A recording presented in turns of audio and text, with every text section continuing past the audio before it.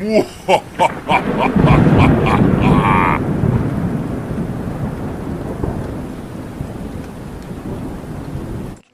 दोस्तों, आशा करता हूँ आप सब बहुत अच्छे होंगे। कहानी अच्छी लगे तो लाइक और सब्सक्राइब करिएगा और बेल आइकन पर ज़रूर प्रेस करिएगा। तो चलिए बढ़ते हैं आज की कहानी की ओर। रात के लगभग 12 बज रहे थे। एकाएक रेलगाड़ी स्टेशन पर रुकी और मनोज अपना सामान और बिस्तर बंद लेकर नीचे उतरा। उसने देखा कि स्टेशन पर काफ़ी सन्नाटा पसरा था और वहाँ से उसे कोई कुली भी नज़र नहीं आ रहा था। ट्रेन से उतरने वाले यात्रियों में वही था जो अकेला ही ट्रेन से उतरा था। छोटा सा स्टेशन था और स्टेशन के किनारे पीपल के पेड़ लगे थे और 2-4 बेंच पड़ी थी। मनोज अपना सामान लेकर एक बेंच पर बैठ गया और उसने अपने हाथ में जो ओवरकोट लिया था उसने पहन लिया, क्योंकि बाहर उसे काफ़ी सर्दी का एहसास हो रहा था। उसे लगा कि उसे सुबह तक शायद यहीं इंतज़ार करना होगा। तभी ठाकुर शिव प्रसाद सिंह जी की हवेली जाने के लिए उसे कोई समाधान मिलेगा। लेकिन तभी एक बूढ़ा सा आदमी कंबल ओढ़े हुए मनोज के पास आकर रुका और उसने पूछा, आप ही मनोज अवस्थी बाबू हैं? जी हाँ, लेकिन आप कौन? मनोज ने पूछा। जी मैं रंगीला, ठाकुर साहब का नौकर। उन्होंने मुझे बग्घी लेकर आपको लिवा लाने के लिए भेजा है, रंगीला बोला।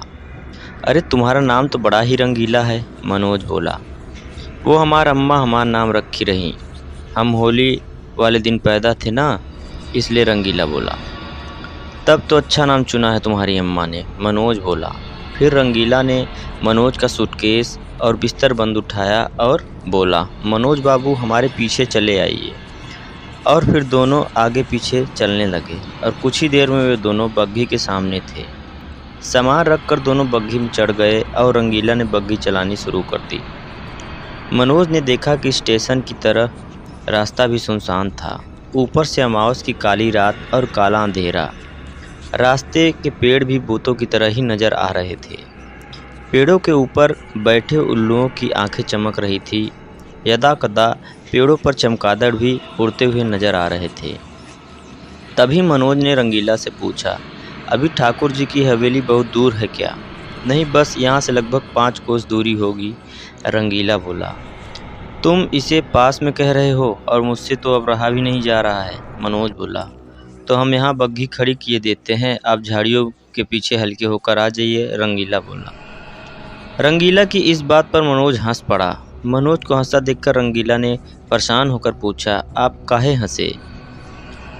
अरे मुझे हल्का नहीं होना, बहुत तेज़ भूख लगी है भाई, इसलिए नहीं रहा जा रहा है।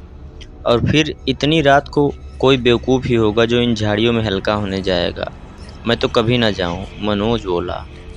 अच्छा तो ऐसा कहिए ना, हमें लगा आपको 1 नंबर जाना है, रंगीला बोला। वो लोग यूं ही बातें करते हुए चलते जा रहे थे।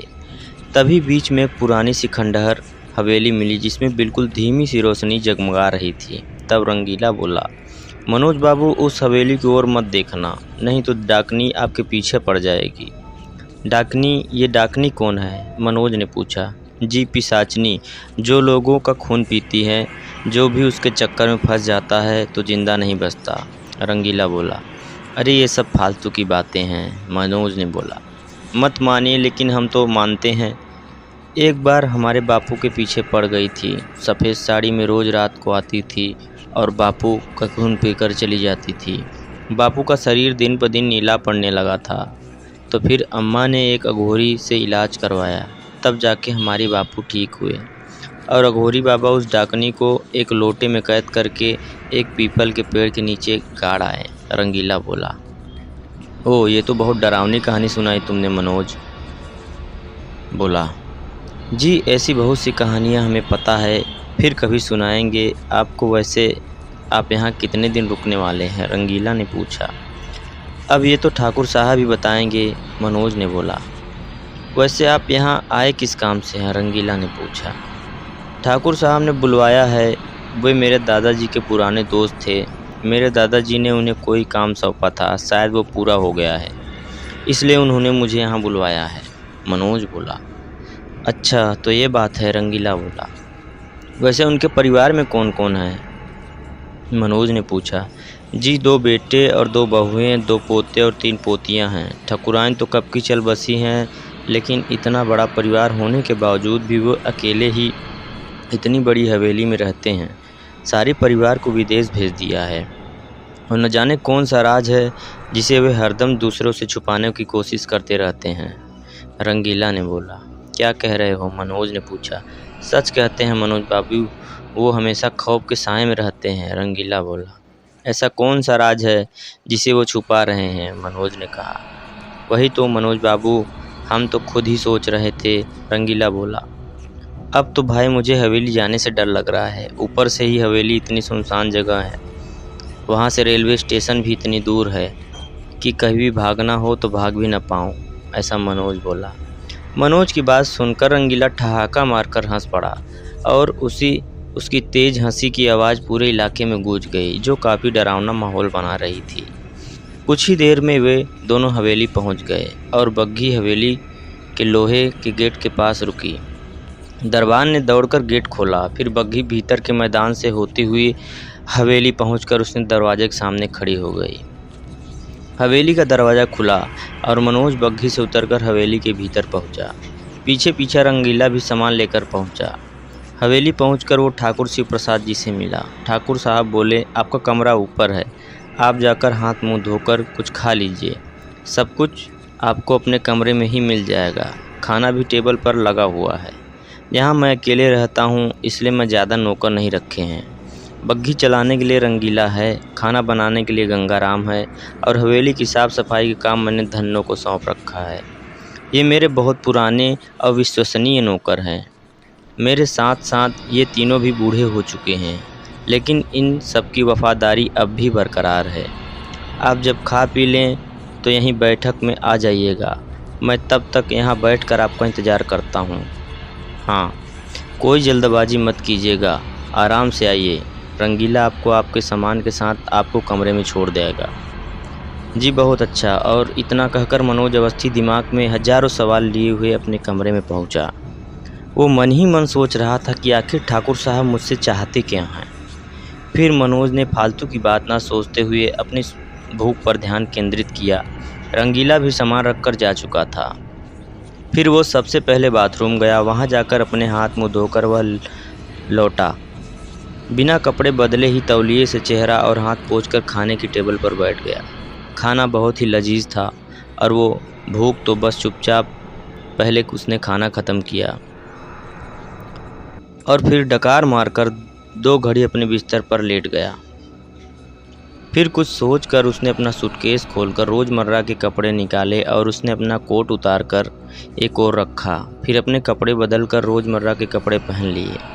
कमरा काफ़ी गर्म था क्योंकि उस कमरे में आग का भी इंतज़ाम था, इसलिए उसे ज़्यादा गर्म कपड़े पहनने की ज़रूरत नहीं पड़ी। उसने एक गर्म शॉल अपने चारों ओर लपेटा और ठाकुर साहब के पास चल पड़ा। वो सीढ़ियाँ उतरकर नीचे बैठक में पहुंचा। उसने देखा कि ठाकुर साहब आराम कुर्सी पर बैठकर कोई किताब पढ़ रहे हैं। वो ठाकुर साहब के पास बड़ी पड़ी हुई कुर्सी पर जा बैठा और उसने बोला, जी अब कहें क्या बात है? आ गए आप? ठाकुर साहब ने अपना चश्मा उतारकर वहीं रखे स्टूल पर रख दिया और हाथ में ली हुई किताब भी बंद कर दी। फिर मनोज से बोले, चलिए मेरे साथ, मैं आपको कुछ दिखाना चाहता हूँ। और फिर मनोज उनके साथ चल पड़ा। ठाकुर साहब पहले उसे अपने स्टडी रूम में ले गए, जहाँ अलमारियों में बहुत सी किताबें पड़ी थी। फिर उन्होंने अपने टेबल की दराज में से एक चाबी निकाली और स्टडी रूम के बीच वाली अलमारी को खिसकाने लगे। अलमारी भारी थी और उसमें किताबें रखी होने के कारण और भी भारी हो गई थी। ऊपर से बूढ़ा शरीर, उनसे अलमारी नहीं खिसकी तो मनोज बोला, मैं भी आपकी मदद करता हूँ। और इतना कहकर मनोज अलमारी खिसकाने में उनकी मदद करने लगा। अलमारी खिसक गई तो मनोज ने देखा कि वहाँ एक खुफिया दरवाज़ा है और उसमें बड़ा सा ताला लगा हुआ है। उस खुफिया दरवाजे के ताले को ठाकुर साहब ने दराज से निकाली हुई चाबी से खोला। भीतर बहुत अंधेरा था तो ठाकुर साहब बोले, मैंने बैठक में एक लालटेन जला कर रखी है, जाओ उठा लाओ। मनोज ठाकुर साहब के कहे अनुसार लालटेन उठाकर लाया और दोनों उस अंधेरी सी गैलरी में चल पड़े। जैसे जैसे वो दोनों भीतर घुसते जा रहे थे तो उन्हें ठंडी का और अधिक आभास होता जा रहा था। मनोज को डर भी लग रहा था कि और वो यह भी सोच रहा था कि आखिर ठाकुर साहब उन्हें लेकर जा कहाँ रहे हैं। कुछ ही देर में ठाकुर साहब रुके और मनोज से कहा, अब यहीं रुकिए। उनके कहने पर मनोज वहीं रुक गया। तब ठाकुर साहब ने अपने हाथ में ली हुई लालटेन ऊपर की ओर उसकी रोशनी से दीवार पर देखा तो वहाँ एक दरवाज़ा था, पर उस दरवाजे पर कोई ताला नहीं था। ठाकुर साहब ने उस दरवाजे की कुंडी खोली तो एक सुनहरी सी रोशनी उस दरवाजे के बाहर आने लगी। ये देखकर मनोज थोड़े आश्चर्य में पड़ गया, पर तभी ठाकुर साहब मनोज से बोले, आइए भीतर चले आइए। मनोज ने पीछे पीछे भीतर जाने लगा। वे उसे एक कांच के गोल पारदर्शी खोल के पास ले गए और बोले, इसे ध्यान से देखो। मनोज ने वहाँ जो देखा तो उसे देखकर वो अचंभित रह गया। उस कांच के खोल के भीतर एक भयानक सा छोटा जीव था जो मटमैले रंग का था। उसकी लंबी पूंछ थी, 2 सींग और बड़े बड़े नुकीले भयानक दांत थे। उसकी आंखें खून जैसी लाल थी और सबसे बड़ी आश्चर्यजनक बात यह थी कि वो जीवित था। जब मनोज उसे देख रहा था तो वो भी मनोज को उदासी भरी निगाहों से देख रहा था। उस जीव के चेहरे पर खुशी और गम के मिले जुले भाव थे। मनोज के लिए ये बहुत ही अद्भुत नज़ारा था। उसने ऐसा जीव अपने जीवन में पहली बार देखा था और उसे उसके बारे में जानने की बहुत उत्सुकता हो रही थी। चूँकि वो प्रोफेसर होने के साथ साथ एक लेखक भी था, इसलिए उसके बारे में जानने की उसे जिज्ञासा और भी बढ़ गई थी। तब उसने ठाकुर साहब से पूछा, ठाकुर साहब ये कौन सी बला है? मैंने ऐसा जीव अपनी ज़िंदगी में पहली बार देखा है। चलो मैं तुम्हें इसकी कहानी सुनाता हूँ, ठाकुर साहब बोले। इसकी कहानी भी है? मनोज ने पूछा। हाँ, ये एक वैम्पायर है जो तुमने केवल कहानियों में ही पढ़े होंगे। ये रक्त चूसक होते हैं, ठाकुर साहब बोले। जी मुझे पता है ये रक्त चूसक होते हैं, इन्हें पिशाच भी कहते हैं, लेकिन ये सच में होते हैं मुझे ये आज पता चला है। मैंने पहली बार किसी पिशाच को देखा है, मनोज बोला। तो फिर इसकी कहानी सुनो। और इतना कहकर ठाकुर साहब ने कहानी सुनानी शुरू कर दी। ये बहुत ही पुरानी बात है, यही कोई लगभग 70 साल पहले की। एक बहुत ही प्यारी बच्ची किसी गांव में अपने माता पिता के साथ रहा करती थी। उसका नाम कालिंदी था। उसकी उम्र लगभग 10 साल थी। वो बहुत ही प्यारी और सुंदर थी। उसकी मीठी मीठी बातें सबका मन मोह लेती थी। उन सबका जीवन हंसी खुशी गुजर रहा था और तभी उस गांव में सूखा पड़ गया। कुछ गांव वाले अन्न और काम की तलाश में इधर उधर जाने लगे, लेकिन कालिंदी के माँ बाप के साथ उस गांव के और लोग भी अपना जन्म स्थान छोड़ने को तैयार ना थे। तभी उसने गांव में एक बाबा है और एक पीपल के पेड़ के नीचे अपना डेरा डाल दिया। गांव के लोग उनके पास अपनी समस्या का समाधान पाने गए तो वे बोले, ये काम तो कोई अघोरी ही कर सकता है, वही कुछ ऐसा करे तो ही बरसात होगी। लेकिन हम अब अघोरी बाबा को कहाँ ढूंढे? कालिंदी के पिता जगजीवन त्रिपाठी जी ने पूछा। मैं जानता हूँ एक अघोरी को, बाबा बोले। कहाँ मिलेंगे वे? कालिंदी के पिता जगजीवन त्रिपाठी ने पूछा। वो अघोरी तुम्हारे ही गांव के शमशान में रहता है, लेकिन वो केवल अमावस की काली रात को ही अपनी तंत्र विद्या का प्रयोग करके दूसरों की मदद करता है। इसके लिए उसे अपने प्राण भी जोखिम में डालने पड़ते हैं, क्योंकि ये पता नहीं रहता कि जिस आत्मा को उन्होंने बुलाया है वो कितनी शक्तिशाली है। कभी कभी तो ऐसे पिशाच और पिशाचनी प्रकट हो जाते हैं कि फिर उन्हें काबू कर पाना बहुत ही मुश्किल हो जाता है, बाबा बोले। तो फिर मैं आज ही रात उनसे इस कार्य के लिए बात करता हूँ, क्योंकि मैं इस गांव का मुखिया भी हूँ। मेरे गांव की जनता भूखमरी से मर रही है, इसलिए मेरा कर्तव्य बनता है कि मैं अपने गांव की जनता की समस्याओं का समाधान कर सकूं, जगजीवन त्रिपाठी जी बोले। फिर क्या था, जगजीवन जी ने अघोरी बाबा से बात की और वे मान गए। और सबसे अच्छा ये था कि एक दिन बाद ही अमावस्या की रात थी, तो ये कार्य जल्दी ही पूर्ण होने वाला था। अघोरी बाबा मान भी गए इस कार्य के लिए और उन्होंने अब शमशान घाट पर अपना अनुष्ठान करना प्रारंभ कर दिया। काला घेरा बनाकर उस पर खोपड़ियाँ और हड्डियाँ सजाकर वे मंत्रों का जाप करने लगे। उन्होंने गांव वालों से वहां ना आने के लिए मना किया था और बोले कि देखना मेरा अनुष्ठान पूर्ण होते ही बरसात होगी। और ऐसा ही हुआ। उस रात आधी रात के बाद से ऐसी बारिश शुरू हुई कि दूसरे दिन दोपहर तक होती रही। जब बादल खुले तो जगजीवन जी के साथ साथ और गांव के लोग अघोरी बाबा का शुक्रिया अदा करने पहुंचे, लेकिन वहां का नज़ारा देखकर वे सब भयभीत हो उठे थे, क्योंकि वहां अघोरी बाबा की एक पेड़ के नीचे लाश पड़ी थी जो एकदम नीली पड़ चुकी थी। ऐसा लग रहा था कि जैसे किसी ने बाबा का खून चूस लिया हो। गांव वालों ने फौरन ही बीमारी के फैलने के डर से बाबा का अंतिम संस्कार कर दिया, लेकिन गांव वाले के मन ही मन डर भी रहे थे कि ऐसा तो नहीं है कोई बुरी आत्मा हमारे गांव में आ गई हो और फिर धीरे धीरे हम सबका खात्मा करने लगे। लेकिन उस दिन के बाद बारिश ठीक से होने लगी और जब हरियाली छा गई, इसलिए गांव वाले इस बात को भूल गए, सब अपने काम काज में लग गए। लेकिन जब अमावस की रात दोबारा आई तो जगजीवन त्रिपाठी जी घर के पास वाले बरगद के पेड़ के नीचे एक और औरत की लाश मिली, जिसका किसी ने खून चूस लिया था और वो भी अघोरी बाबा की तरह बिल्कुल नीली पड़ चुकी थी। अब गांव वालों का शक यकीन में बदल गया कि हो न हो यहाँ कोई ऐसा पिशाच आ गया है जो अमावस की रात को लोगों का खून चूसकर लोगों को मार डालता है। गांव में अब बहुत ज़्यादा दहशत फैल चुकी थी, लेकिन इस समस्या का उपाय किसी के पास न था, क्योंकि पिशाच को कभी किसी ने देखा ही नहीं था। पता नहीं वो पिशाच किस रूप में उन सबके बीच रहता था। इसी तरह एक दिन 10 साल की कालिंदी उस पेड़ के नीचे अपने सहेलियों के साथ खेलने गई, जो कि वो वहाँ अक्सर जाती थी। उसकी मीठी मीठी सी बातें और खिलखिलाहट वैसे भी राहगीर की राह रोक लेती थी। वो उस दिन भी खेल रही थी, लेकिन किसी बात पर उसकी अपनी सहेलियों से बहस हो गई और बात छीना झपटी से मार कुटाई तक पहुंच गई। वो सब तमाशा उस पेड़ पर रह रहा पिशाच देख रहा था। उसने कालिंदी बहुत प्यारी लगी, इसलिए वो उसे देखने वहां आ जाता था और छोटे चमगादड़ का रूप धर पेड़ की किसी खोखली जगह में छुपकर उसे देखता रहता था।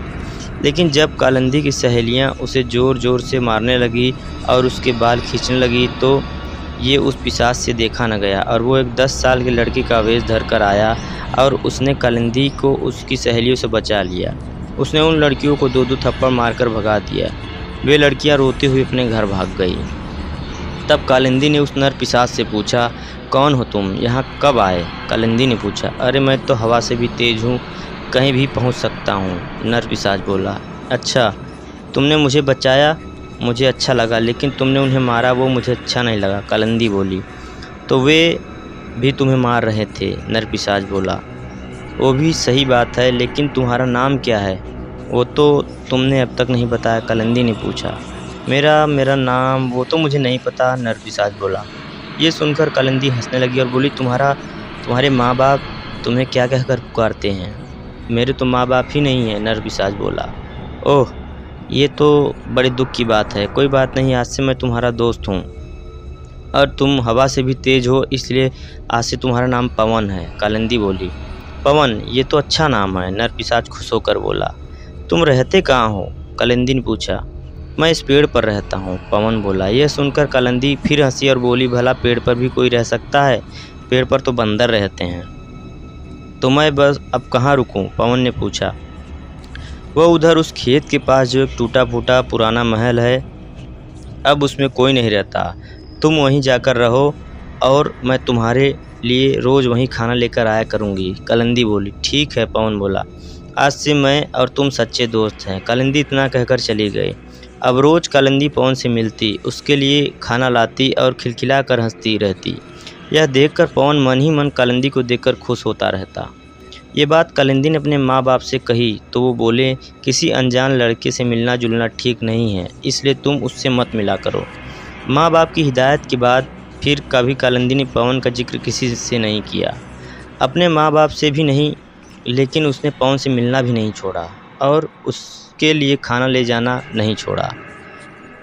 और अब ये अच्छा रहा कि अब की बार अमावस की रात में किसी का खून नहीं हुआ, किसी की लाश नहीं मिली गांव में, और उसके बाद भी किसी अमावस में ना तो किसी की लाश मिली और ना ही किसी का खून हुआ। गांव वाले निश्चिंत हो गए कि और उन्हें सोचा कि शायद नरपिशाच उसके गांव से चला गया है। यह बदलाव पवन में कालिंदी की दोस्ती के कारण आया था, जो वो अब किसी को मारता नहीं था। ऐसे ही 5 साल बीत गए। कालिंदी और पवन की दोस्ती बरकरार रही। जैसे जैसे कालिंदी बड़ी होती गई तो पवन भी अपनी शक्तियों द्वारा बड़ा होने का रूप बदलता गया। वो भी अब 15 साल का ही दिखता था, लेकिन अब धीरे धीरे उस नर पिशाच की संवेदनाओं में बदलाव आ रहा था और उसकी भावनाएं कालिंदी के साथ रहकर इंसानों की तरह होती जा रही थी। वो अब कालिंदी को बहुत पसंद करने लगा था। उसकी पसंद अब प्रेम का रूप लेने लगी थी। उसका हृदय भी कालिंदी को देखकर धड़कता था। उसकी आंखों की शुष्कता अब आंसू नमक पानी से द्रवित हो जाती थी। जब कालिंदी कभी कभी उसका हाथ पकड़ लेती तो वो स्पर्श से उसे भीतर तक गुदगुदा जाता। दोनों साथ खेलते और साथ खाते थे। कालिंदी को पवन अच्छा लगता था, लेकिन वो उसे प्रेमिका की दृष्टि से नहीं देखती थी, हमेशा एक दोस्त की हैसियत से देखती थी। ऐसे ही दोनों की दोस्ती को कुछ वक्त और बीता, लेकिन पवन ने कभी कालिंदी को ये सब नहीं कहा कि वो उसे पसंद करता है, क्योंकि उसे पता ही नहीं था कि इस भावना को प्रेम कहते हैं। वो तो भूतों की दुनिया से आया था और प्रेम का अर्थ नहीं समझता था। बस वो कालिंदी को सदा अपने पास रखना चाहता था। अब कालिंदी 16 पार करके 17वीं में लग चुकी थी, तो घर वाले ने उसके रिश्ता की बात चलाई और उसे लड़के वाले देखने आए। उन सबको कालिंदी पसंद आई और ब्याह पक्का हो गया। यह बात खुश होकर जब कालिंदी ने पवन को बताई तो उसे बहुत बुरा लगा और उसने कालिंदी से पूछा, क्या तुम मुझे छोड़कर चली जाओगी? हाँ, ब्याह के बाद तो मुझे तुम्हें छोड़कर जाना ही होगा, कालिंदी बोली। लेकिन मैं तुमसे दूर नहीं रह सकता, तुम मुझे अच्छी लगती हो, पवन रोते हुए बोला। क्या तुम मुझे चाहने लगे हो? कालिंदी ने पूछा। मुझे नहीं मालूम कि प्यार क्या होता है, बस मुझे तुम अच्छी लगती हो और मैं तुमसे दूर नहीं रह सकता, कालिंदी पवन से बोली। यह प्यार ही तो है, तुम्हारी चाहत ही तो है जो तुम नहीं चाहते कि मैं तुमसे दूर जाऊं, लेकिन मुझे जाना होगा पवन, कालिंदी बोली। नहीं, मैं तुम्हें नहीं जाने दूंगा। अगर तुम गई तो मैं किसी को जिंदा नहीं छोड़ूंगा, पवन बोला। क्या करोगे तुम? सबका खून करोगे, कालिंदी चीखी। हाँ, और इतना कहकर पवन अपने असली रूप में आ गया। यह देखकर कालिंदी डर गई और बोली, तो तुम पवन नहीं कोई और हो? हाँ, यह नाम तो तुमने मुझे दिया था। मुझे एक अघोरी बाबा ने यहाँ उस दुनिया से बुलाया था। उस रात मैंने उसे मार डाला, फिर एक औरत का खून चूसकर उसे भी मार डाला, लेकिन जब तुम मुझे मिली तो मैं एक नर पिशाच से अच्छा इंसान बन गया। तुम्हारे कारण ही मैं अच्छा बना। अगर तुम मेरी ज़िंदगी में नहीं रहोगी तो मैं फिर से रक्त चूसक बन जाऊंगा। बोलो, तुम्हें मंजूर है? पवन बोला। तुम ऐसा कुछ नहीं करोगे, तुम मेरे दोस्त पवन हो।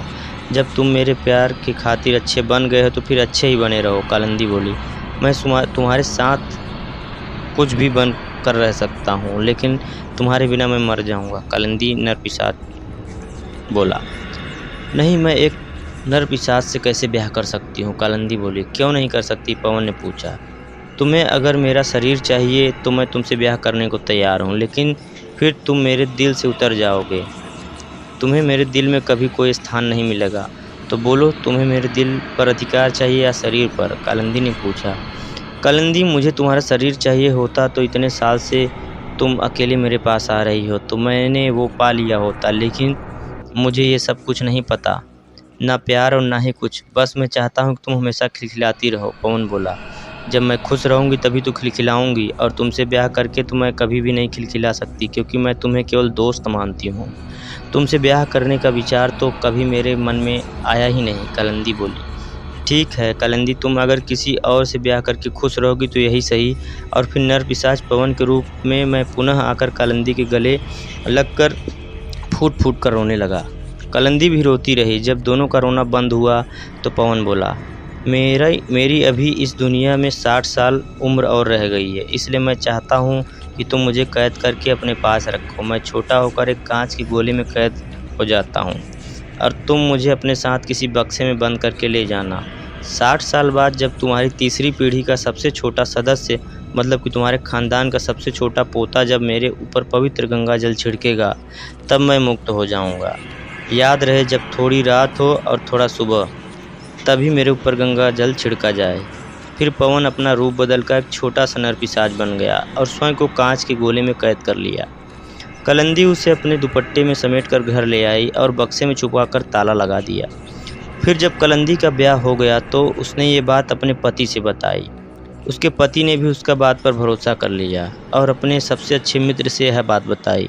उसने उससे कहा कि वो नर पिशाच को अपने यहाँ छुपाकर नहीं रह सकता, क्योंकि उसका घर बहुत छोटा है और उसका परिवार भी उसके साथ रहता है। कालिंदी के पति का दोस्त अपने दोस्त की मदद के लिए तैयार हो गया और उस नर पिशाच को अपने साथ छुपा कर ले गया।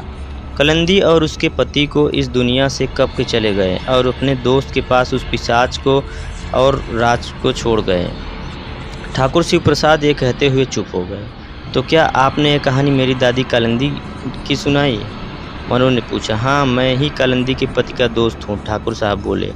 तो क्या इस पिशाच की मुक्ति मेरे हाथ लिखी है? मनोज ने पूछा। हाँ, तुम ही उनकी तीसरी पीढ़ी की सबसे छोटे संतान हो, ठाकुर साहब बोले। ओह, इसलिए आपने मुझे यहाँ बुलाया? मनोज ने पूछा। हाँ, तो अब देर किस बात की?